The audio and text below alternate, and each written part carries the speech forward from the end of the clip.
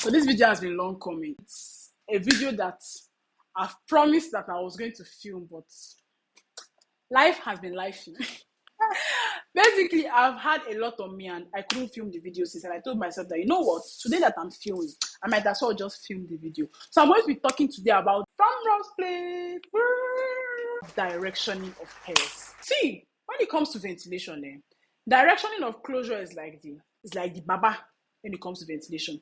You cannot not know direction if you're ventilating, because oh boy, if you don't know direction, you will get it wrong. There's a closure I saw that someone gave to me. She was like, a ventilator made the closure for her. I'm going to insert the picture of the closure here, and that closure was just screaming, you do not know about direction, and that's why the closure looks like this. So I don't know how I'm going to tell that vendor, but if you know any vendor that does not know about direction, if you know any ventilator that does not know about direction, please call them here, drag their ear to this video. All of them should sit down. Let's gist about directioning of closure. Now, what is directioning? Directioning basically means the way in which your hair is going. Simple. Whether it's left, right, front. Okay, not front. Left, right, up, down. It just basically means the way your hair is going. This is my mannequin head. You know, I like to explain with details. So this is my mannequin head. It means whether your hair is going like this, or like this, or like this, or like this. Left, right, front, back. That is just basically what direction means. It might not seem like a big deal to you who has become a professional and you know everything that has to do with closure making. But if you're a beginner who is still trying to get your knots in place and you do not know about directioning, it's going to play a major role. Directioning is how you get a fringe closure.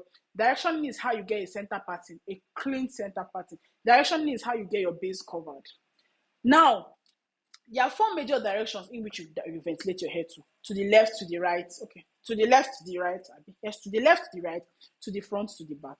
If you're ventilating to the left, to the right, it's center pattern you're trying to create. When you're ventilating your hairs, okay, I'm not saying ventilating to this side, but I see the way I'm ventilating this one. This one's to this side. By the time I ventilate to this side, I will leave a line in the middle. That line is automatically what is referred to as center pattern. So guys, I want to explain something. These tiny holes you're seeing in the net here, they are not circular, neither are they square. They are not four-sided, they are six-sided. Let me draw the shape. This is usually the shape you get. 1, 2, 3, 4, 5, 6. It's six-sided. It's a, what is the six-sided shape? Now hexagon. It's a hexagon, yeah. Can you guys see it up close? 1, 2, 3, 4, 5, 6. Can you guys see it up close? So basically, it is not a circle, neither is it a square. It's a six-sided shape. So when I say ventilate to the left, to the right, see where I'm talking about. You're putting it up. You're not putting it down. This is wrong. This is right. If you put it down like this, it's going to have a separation from the base. If you notice here, there's a smooth transition from the base to the ventilated strands.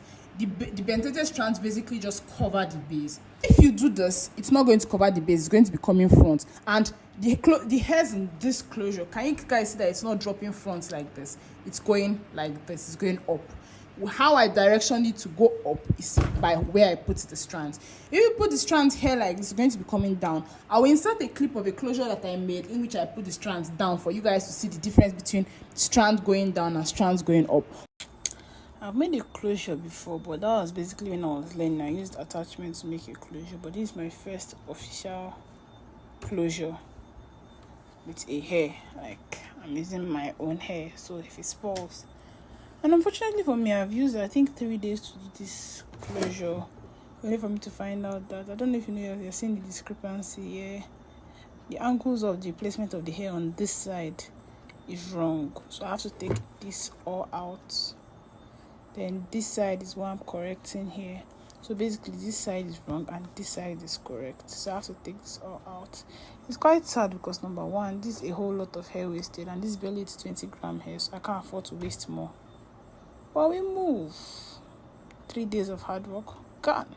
But if it's going down, this is what it's going to give, and it's not going to give what you want it to give. It's when it's going up that it's going to cover. Okay, this is at the base. base has been like this. So this is basically just going to cover the base and gives like a smooth transition, as opposed to this. When it's like this and the base is like this, it's like the base is going to be very noticeable, then this is just coming down like this. It doesn't give like the smooth transition that you want it to give. That's just one thing you should consider when you're ventilating to the left, to the right. Another thing I didn't talk about here is when you're ventilating to the left, to the right, you stop the left side at the exact same line from the beginning to the end. Then you stop the right side at the exact same line from the beginning to end. That's what gives a clean center pattern. This person did not follow that, stopping the right side at the exact same line and the left side at the exact same line. That's why there's no noticeable pattern there, and the pattern pretty much looks very scattered. When it comes to your direction for back, when I was telling you guys about ventilation, if you've not watched those videos on ventilation, I'm going to link it down here. Please, you need to go and watch it. They are very detailed tutorials on how to ventilate. But when I was telling you guys about ventilation, I told you that the first step in ventilating is getting your base right. A base are those thick hairs. Base are these hairs here. There are these hairs here. They are those hairs that I used to cover the back of the closure. Now, how do I get those base? I usually ventilate my hairs to the back to get my base. Those hairs I'm ventilating to the back is usually to cover my weaker, cover the wefts that I sewed closest to the closure, cover the extra net that is going to be showing. It's just to make my closure look very flawless. Those are what those baselines are doing. Now, this is an example of the base. Can you guys see how thick those strands are from the base? Please ignore the second side. The second side I'd already started the body of the closure, but this particular side that I'm showing you guys here, can you guys see how the body of the base looks very thick there, and see how it covers the back and the extra net? It's not noticeable that there's an extra net there. That's basically what the use of base is for, to cover the extra net and stuff. Now I'm going to show you guys how to ventilate a base line. When ventilating a base, you're not putting the pin to the back, you're putting the pin to face you. Can you guys see the way this pin is? The pin is facing me. So by the time I put my hair and I knot it, it's going to go to the exact same direction. That's the same thing when you're ventilating to the left, to the right. Anyway you're ventilating, you have to put the pin in the opposite direction. That way, by the time you're done ventilating, it goes to the other direction. That's basically how the direction here. Can you guys see what I'm doing here? After I finished knotting, by the time I drop this hair, I'm tightening it here now. But by the time I dropped it, can you guys see that I think went to the exact same direction I wanted? When you're putting the pin in the opposite direction. If I'm directioning towards the back, the pin is going to face me. If I'm directing towards the left, the pin is going to go to face towards the right. If I'm directing towards the front, the pin is going to face towards the back. So in everything, by the time you're done knotting and you drop the hair, it goes in the opposite direction. That's how to direction hair properly. If you don't put the pin in the proper way, you're going to basically knot it, and it's going to be the back of the knot that is going to be showing. That's why sometimes knots are sometimes very visible. It may not be that you had a bad knotting or anything. It may just be that it's the back of the knot that is showing. That's another thing you need to consider. So when you're done like this, you'll know that, okay, yes, this is actually the front of the knot and it looks very good. When you're making a closure, you can literally direction everything front, back, left, and right. When you're directing to the back, you can either use it for your base or for your frontal effect. When you're doing your base, you direction it to the back. Then when you're doing your frontal effect is at the front. When you're closing the closure, if you're closing a frontal closure, a wide closure, and you're doing your frontal effect, you have to ventilate it to the back. This is another hair that I'm ventilating towards the back, but this time around, instead of it to be used for a base, it's used for a frontal effect. Can you guys see what I meant by positioning of the pin? See where the pin is? Are you seeing how I put the pin facing me? So by the time I'm done with the knotting, once it's not, it goes to face the back of the head. This is how I usually get that frontal effect. So the front of a frontal, the front of a closure, a free part closure, and a base. This is basically how you get it. You ventilate it towards the back and then you let it stay like this. If you guys want a tutorial on how to do the front of a frontal effect closure, you guys should let me know about that. This is a frontal effect closure. It just means from the beginning to the end, everything is ventilated to the back. See how important directioning is. The directioning to the front now is when you're doing this thing. You're doing a fringe closure. If you're doing a fringe closure, some people just do normal center parting closure, then cut the hair, then use heat and bring it to this way to become a fringe. That works. But if you're ventilating a fringe closure, your client tells you that, oh, she wants a fringe closure, and that's what you're ventilating. You have to know how to direction hairs to the front. So imagine now you want to do a center pattern, and then instead of you to be ventilated to the left, you are ventilated to the right. How does your center pattern want to look neat? How do you think that your neat closure, you can achieve the closure without knowing about direction? So if you've been ventilating since and you see that your closure is not looking neat, I feel like you have to consider whether your direction is really giving or it is not giving. One thing that directioning entails is when you're styling of hair, directioning is very, very important. If you see a closure, you can tell what direction is the direction the hair is ventilated towards. It helps you know how much heat and how much products you're going to use for the hair. If I see a wide closure, maybe a 4x4 closure, and someone tells me that, oh, they want to install a 4x4 closure, and I look at the closure and I'm seeing that, this closure was not ventilated to give it a frontal effect the way a normal wide closure should.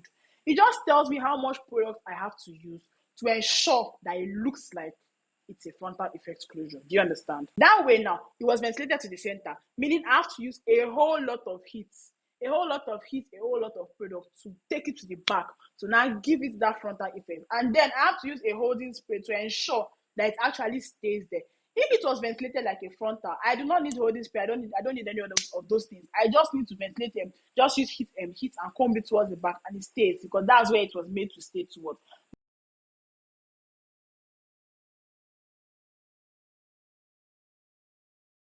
But some hairs like that were not ventilated towards that direction. You have to use a lot of products. You have to use a lot of heat. Basically, you have to put in efforts to ensure that it goes to that direction you want it to go to, and it stays in that direction. Because if you don't put product for it to stay in that direction, once the effect of the heat has worn off, it goes back to where it was ventilated toward. It's like a branch in a tree. You're bending the branch in a tree. The tree was made, the branch of the tree is facing this way, and you're trying to force the branch of the tree to face this way. If no matter how you bend that branch of the tree, once you leave the branch, it's going back to where it was made to be. No matter how you bend the branch, except you are willing to break the branch. As long as that branch was made to go to the left, no matter how you bend the branch, once you leave it, it goes to the right. But basically, that's the same thing when it comes to hairs. But what you now do is to ensure that it actually stays at that left side that you want it to stay, is that you put products, you put heat, then it ensures that it stays that way. Are you guys seeing how important directioning is? This is my way of convincing you that directioning is so important, so you do not click out of that video. So pause. I'm going to teach you guys how to ventilate towards all the directions in which you really want to ventilate towards. So if you know this is something you're going to be interested in watching, then please, let's get right into the video. These are all the things you're going to be using for this video. At this point of the video, I should have been able to teach you how to ventilate towards the back and stuff, and ventilating towards the front. Once you know how to ventilate towards the back, towards the front should not be hard. Just turn your head the opposite direction and position your head well. I don't have a fringe closure that I'm ventilating to teach you guys how to ventilate towards the front, but I will see how I can do that. But basically, for the side of the closure, like I said in the previous thing, you position your pin at the opposite side of where you're ventilating towards. This one, I'm ventilating it towards the right. Can you see the way I position the pin? It's facing the opposite direction. So by the time I collect the hair and I knot it properly, once I finish knotting it and then I tighten it, it's going to face the exact opposite direction in which I wanted it to face.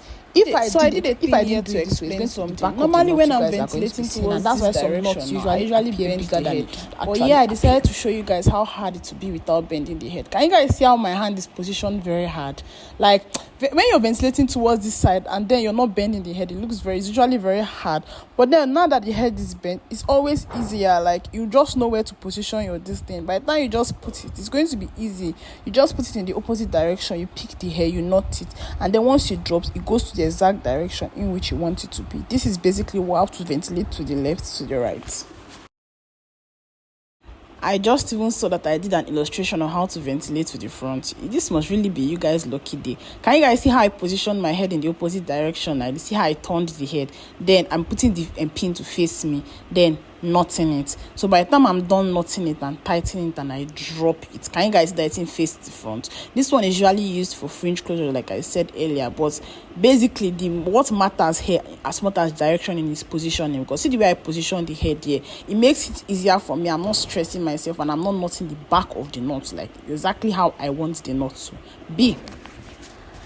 Fringe fringe closures are really not a popular occurrence. These are closures that people hardly do. But if I have a fringe closure that I'm ventilating, I will definitely do a tutorial on that. Hope you're able to learn something from this video. Thanks a lot for watching this video. I do hope you enjoyed this video. I do hope you learned something new from this video. And I'll see you in my next one. Bye-bye.